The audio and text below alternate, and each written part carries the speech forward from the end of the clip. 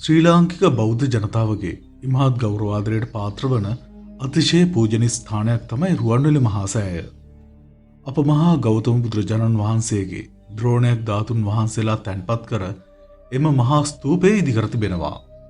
ඒ වගේම මේ මහා භද්‍රකල්පයේ පහළ වුණ කකුසඳ, හෝනාගම, කාශ්‍යප සහ ගෞතම යන බුදුවරුන් සිව් දෙනාම රහතන් වහන්සේලා රැසක් පිරිවරාගෙන වර්තමානයේ රුවන්වැලි මහා සෑය ඉදිකර තිබෙන භූමියට වැඩම කර තිබෙන බව මහා වංශයේ සඳහන් වෙනවා.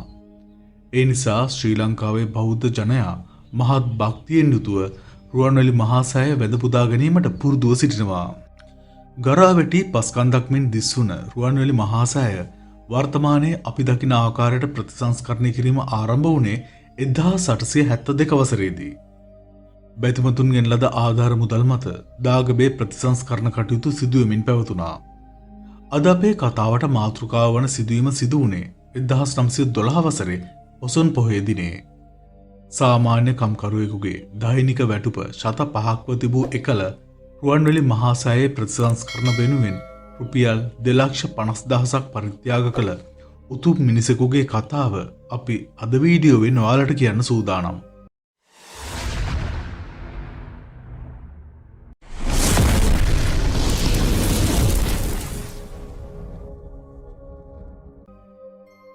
මේ ගැන කතා කරන්නට කලින් අපි මහා සෑයේ ඉතිහාසය ගැන මදක් විමසා බලමු.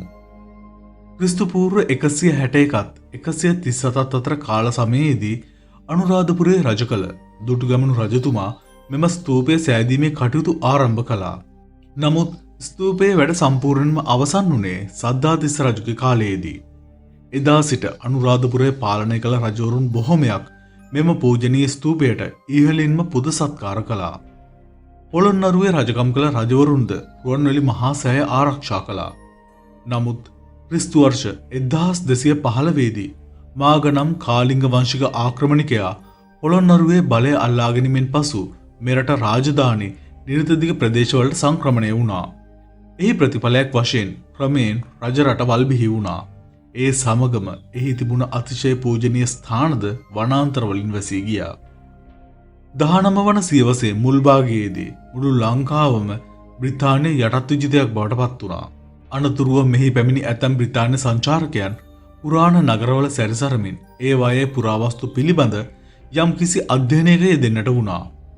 අනුරාධපුරයේ සංචාරය කළ බ්‍රිතාන්‍ය ජාතිකයෙකු වුණ ශ්‍රීමත් එමර්සන් ටෙනට් සිය වාර්තාවක දක්වා තිබුණේ 1830 වර්ෂය වන විට ගරා වැටීම නිසා රුවන්වැලි මහා සෑයේ උස අඩි 189 දක්වා අඩුව තිබුණ බවයි.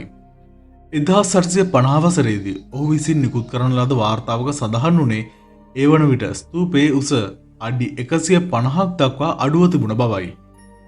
ඒ අයුරින් විනාශයට පත්වමින් තිබුණ රුවන්වැලි මහා සෑය යළි ප්‍රතිසංස්කරණය කිරීම සඳහා මුල් වුණේ නාරන්විට සුමනසාර ස්වාමින් වහන්සේ.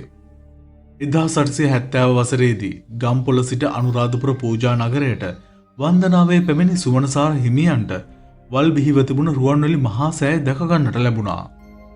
ස්තූපය දැකීමෙන් සංවේගයට පැමිණි සුමනසාර හිමියන් අධිෂ්ඨාන කරගත්තේ කෙසේ හෝ මහා ස්තූපය යළි තිබුණ තත්ත්වයටම ගොඩනගන බවයි.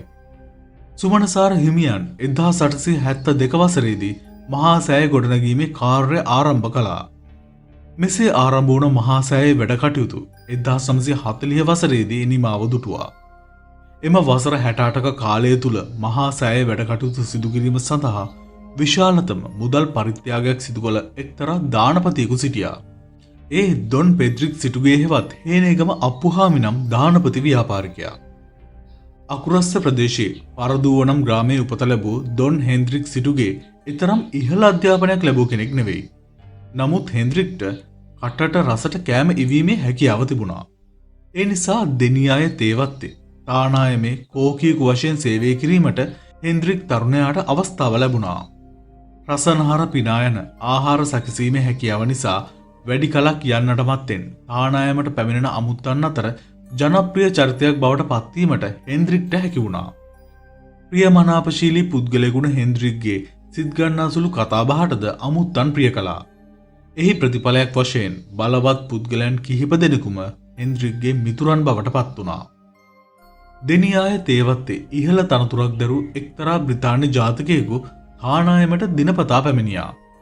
හෙන්ද්‍රික් කෝකියා පිසින ආහාරවලට වැඩි කැමැත්තක් දැක්වූ එම බ්‍රිතාන්‍ය ජාතිකයා ඉක්මනින්ම හෙන්ද්‍රික් සමග කුළුපඟ වුණා. ඒ නිසා තානායමට පැමිණි සෑම දිනකම හෙන්ද්‍රික් සමග කතා කරන්නට එම බ්‍රිතාන්‍ය ජාතිකයා අමතක කළේ නැහැ. වසර ගණනාවක් ලංකාවේ ගත කිරීමෙන් පසුව ආපසු එංගලන්තය බලා යාමට මේ බ්‍රිතාන්‍ය ජාතිකයා තීරණය කර තිබුණා. ඒ වන විට හෙන්ද්‍රික් පිළිබඳව ඔහුගේ සිතෙහි යම්කිසි පැහැදීමක් ඇතිව තිබුණා. හෙන්ද්‍රික් උත්සාහවන්ත තරුණයෙකු බව ඔහුට ඒත්තු ගොස් තිබුණා. ඒ නිසා ඔහු සිය මව් රටට යාමට පෙර ලංකාවේ තමා සතුව තිබුණු සියලුම දේපල හෙන්ද්‍රික් තරුණයාට පවරනු ලැබුවා. ඒ අයුරින් හදිසියෙම ලැබුණු මහා ධන සම්භාරය හෙන්ද්‍රික්ගේ ජීවිතය සම්පූර්ණයෙන්ම කණපිට පෙරළුවා. නොසිතූ අවස්ථාවක ලැබුණ එම මුදල අර්ථවත් ආකාරයට යෙදවීමට කල්පනා කළ හෙන්ද්‍රික් තමන්ගේම ව්‍යාපාරයක් ආරම්භ කළා. ඒ පාරුවක් තනාගෙන අකුරැස්සට පැමිණි ජනතාව නිල්වලා ගඟෙන් එගොඩ මෙගොඩ කිරීමයි.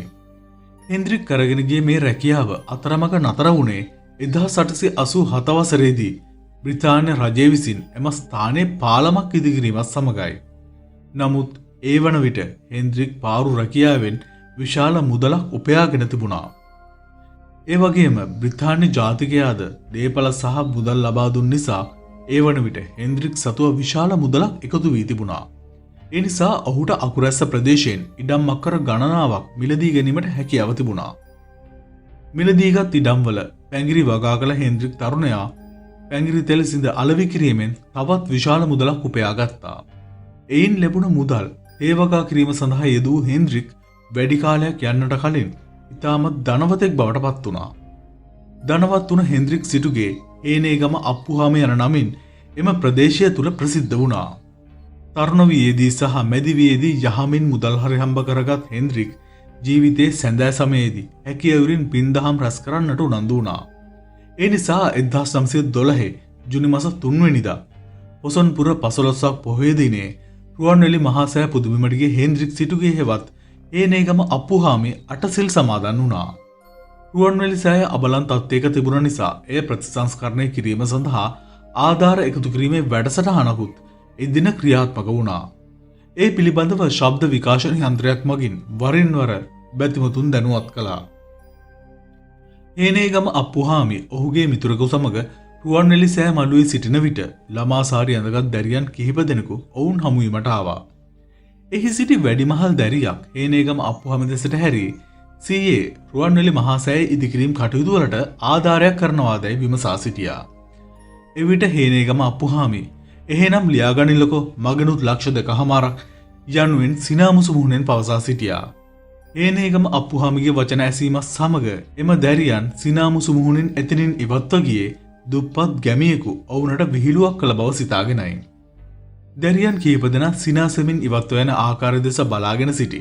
හේනේගම අප්පුහාමිගේ මිතුරා ලක්ෂ 2කමාරක් ආධාර විදියට දෙනවා කිව්ව කතාව නම් ඒ දැරිවියෝ නම් විශ්වාස කළේ නැති පාටයි. හේනේගම අප්පුහාමි දෙසට හැරී ඔහු පවසා සිටියා. ඒ මොහොතේම රුවන්වැලි සෑයට ආධාර ලබා දීම සඳහා එහි තිබුණු කාර්යාලයට පැමිණෙන ලෙස ශබ්ද විකාශන යන්ත්‍ර මගින් බැතිමතුන්ට නිවේදනය කළා. කාර්යාලය අසලට ගිය හේනේගම අප්පුහාමිට දැක ගන්නට ලැබුණේ රුපියල් 1000ට වැඩි ආධාර ලබා දෙන අය සඳහා වෙනම පෝලිමක් තිබුණ බවයි. එදා හේනේගම අප්පුහාමි ආධාර ලබා දීම සඳහා එම පෝලිමට ගිය විට එහි සිටි ප්‍රභූවරු සහ ආධාර එකතු කළ උදවිය පුදුමයෙන් මෙන් ඔහු දෙස බලා සිටියේ ඔහුට තිබුණ සරල ගැමි පෙනුම නිසයි. ආධාර දෙන ස්ථානයට ගිය හේනේගම අප්පුහාමි ඔන්න එහෙනම් මගේ ආධාරය ලියාගන්නයි කිව්ව අවස්ථාවේ එහි සිටි ප්‍රභූවරයෙක් උපහාසයට මෙන් 10ක් නේද? සිනාමුසු මුහුණෙන් විමසා සිටියා. එම ප්‍රභූවරයාට පෙරලා සිනහවෙන් උත්තර දුන් හේනේගම අප්පුහාමි නෑ 25ක් කියා උස්සන්නින් පවසා සිටියා. එවිට ආධාර එකතු කළ පුද්ගලයා පවසා සිටියේ මහත්මයෝ සුළු ආධාර ලබා දෙන්න එහා පැත්තේ පොලිමට යන්න. ඒ මොහොතේදී අප්පුහාමි ආධාර එකතු කළ පුද්ගලයාට පවසා සිටියේ එහෙනම් ලියා ගන්නකෝ මං ගානේ 25 ඉස්සරහට දාලා තවත් බිංදු 4ක්. අප්පුහාමි එසේ කීමත් සමග අන්දමන්ද වුණ ආධාර එකතු කළ පුද්ගලයාට මොනවා 2,50,000ක් ඒ මොන විදිය මුදල් ගෙවීමක්ද ඔහුට කියවුණා. එසේම අවට සිටි ප්‍රභූරුන්ද කොහෙද ඉන්න පිස්සෙක් පාර වැරදිලාද කොහෙද මෙහෙ ඇවිල්ලා යන වචන කිහිපේ අප්පුහාමිට ඇසෙනසේ මූණු නොඩබුවා. එවිට හේනේගම අප්පුහාමි නෑ රුපියල් ලක්ෂ 2.5 යනුවෙන් ආඩම්බර ලීලාවෙන් පවසා අවට සිටි ප්‍රභූරුන් දෙස බැලුවා. ඒ මොහොතේදී ප්‍රභූරුන්ගේ මුහුණ මැලවී යන ආකාරය අප්පුහාමිට දැක ගන්නට ලැබුණා. හේනේගම අප්පුහාමි සිය චෙක් පොතගෙන එහි රුපියල් 2,50,000ක් ලෙසින් සටහන් කර ආධාර එකතු කරන කමිටුව වෙතට ලබා දුන්නා.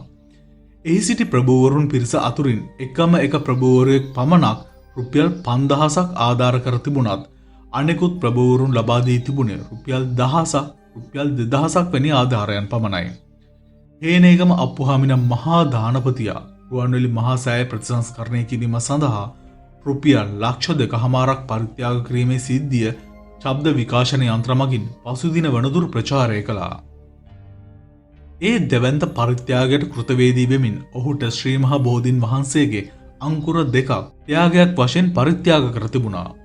ඔහු ශ්‍රීමත් අනගාരിക ධර්මපාලතුමන්ගේ ප්‍රධානත්වයෙන් අලියතුන් සහිත මහා පෙරහරකින් එම බෝධීන් වහන්සේලා අකුරැස්සට වඩමවාගෙන පැමිණ අකුරැස්සේ තෙපුදෙනිය හා කියාඬුව යන ගම්මානවල තමන්ට අයිති ඉඩම් දෙකක එම බෝධීන් වහන්සේලා රෝපණය කර තිබුණා. ප්‍රදේශවාසී බොදු බැතිමතුන්ගේ වන්දනාමානයට ලක් වූ එම බෝධීන් වහන්සේලා සහිත ඉඩම් ඒ වයේ පසුකාලීන අයිතිකරුවන් වූ අකුරස්ස සෙම්ඩුවල් වත්ත සහ තේකම්මලේ අයිතිකරුවෙකු වූ පී.එල්. බුද්ධදාස මහතා සහ වත්මන් වැලිය නෙප්චූන් තේකම්මලේ අයිතිකරු පී. හේවාකුරුප්පු මහතා විසින් සසුනට පූජා කර තිබෙනවා. අද වන විට තෙපුදෙනිය බෝධිරාජ විහාරය සහ කියාඬුව දසමහා බෝධි සෙනසුන ලෙස හැඳින්වෙන්නේ එම විහාරස්ථාන දෙකයි.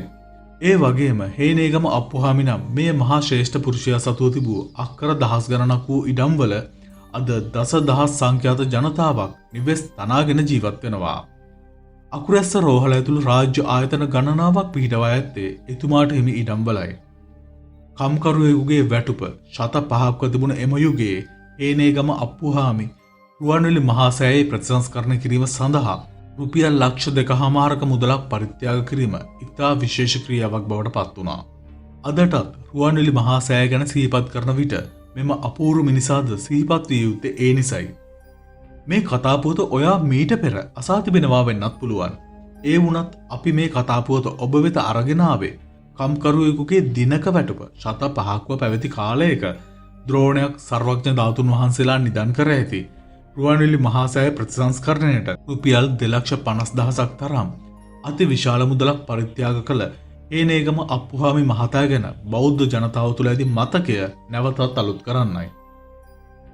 ඉතින් මේ ගැන ඔයාට හිතුණ දේවල් අපට කමෙන්ට් එකකින් කියලා මේ වීඩියෝව තවත් කෙනෙකුට බලන්න ෂෙයා කරන්න. ඒ වගේම වීඩියෝට ලයික් එකකුත් දාලා තවමත් අපව සබ්ස්ක්‍රයිබ් කරලා නැත්නම් පහලින් අපව සබ්ස්ක්‍රයිබ් කරලා නොටිෆිකේෂන් බෙල් අයිකන් එකත් ක්ලික් කරලා තියාගන්න. තවත් මෙවැනි අපූර්ව වටිනා වීඩියෝකින් නැවතත් හමු වෙනතුරු ඔබට සුබ දවසක්.